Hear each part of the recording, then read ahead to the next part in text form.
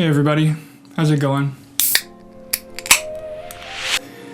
I wanted to do a really quick video today because I've got some reading and neuroethics to do before my class today. But I saw some FUD going around on YouTube about how over-the-counter transactions are going to be banned with cryptocurrencies in China. And I spoke to some Chinese people on QQ. That is the chat that many of these people who are into cryptocurrency in China use. And they said it was old news. So there's nothing really to worry about. And the main thing we need to garner from that reaction is that there probably won't be a huge significant drop. A lot of these Chinese people have moved their trading overseas or into another country, a neighboring country. A lot of the miners are thinking about going to other countries with cheap electricity like Vietnam. And it's not really anything to worry about. If anything, how I would take this news is it's potentially a good buy opportunity. And I've done a little bit of analysis on the past, 5 bull runs, and what it looks like is that the general trend before the bull run is similar, actually, and it's that there's a crash, and then it kind of levels out, and then it slowly kind of moves up very, very slowly. People are starting to think, hey, it's not dropping anymore. They're starting to see that their expectations for it to drop to 2,000 are unfounded, which many people did, and people that I talked to, even on YouTube chat or some of the other people that I talked to, they thought it was going to drop a lot more, especially when a huge country like China completely bans it, but it hasn't, which kind of shows you that people are starting to think, hey, maybe it's not going to drop as much as I thought it was, and maybe I need to get in on this before it rises again. And when it does start to rise significantly, it's going to rise very quickly, just like the last time. Now, as I said before, on the 30th of October, China will be flatlined in terms of cryptocurrency, but that doesn't mean the citizens are still, that doesn't mean the citizens are not going to participate in cryptocurrencies. So I would highly recommend looking for a buy opportunity.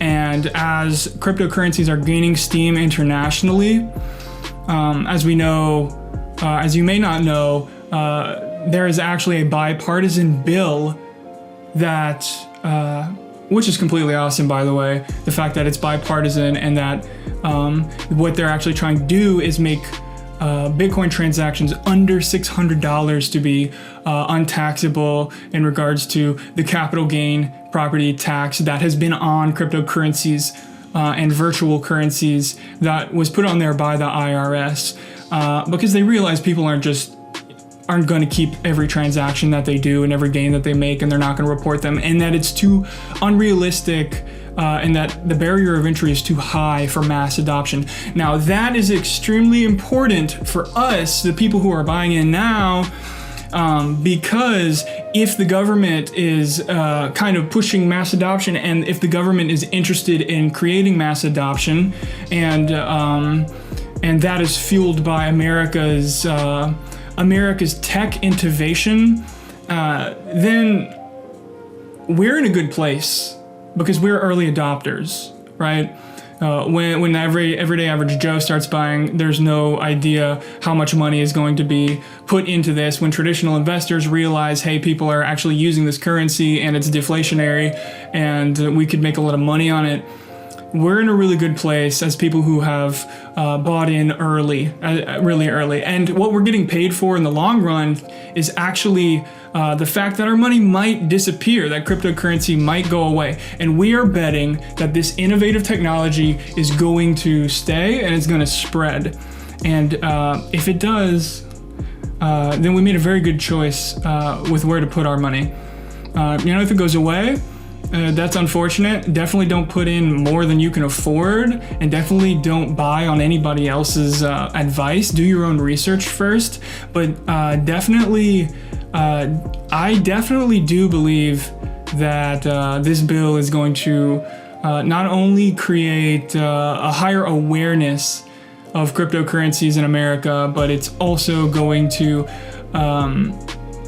make people think, well, hey, if I use this and I'm not getting taxed, I'll actually potentially save money, save time. It'll be safer maybe for a business to use it. There's all kinds of things to take into account. So to wrap it all up, honestly, just look for a decent buy opportunity if you have any money sitting around that you want to put into cryptocurrencies, which should come around. I think it may come around the 30th of next month, but judging by past charts of Bitcoin and its bull runs, that may be after another bull run. So you're gonna have to make that call yourself, whether you want to buy in now, whether you want to wait till the 30th. Me personally, I'm in the game right now because I believe that that this China FUD is actually a huge, it's a huge thing in the media, and it is the biggest.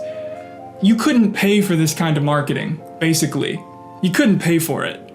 They say any press is good press, right? There's a lot of press going on right now.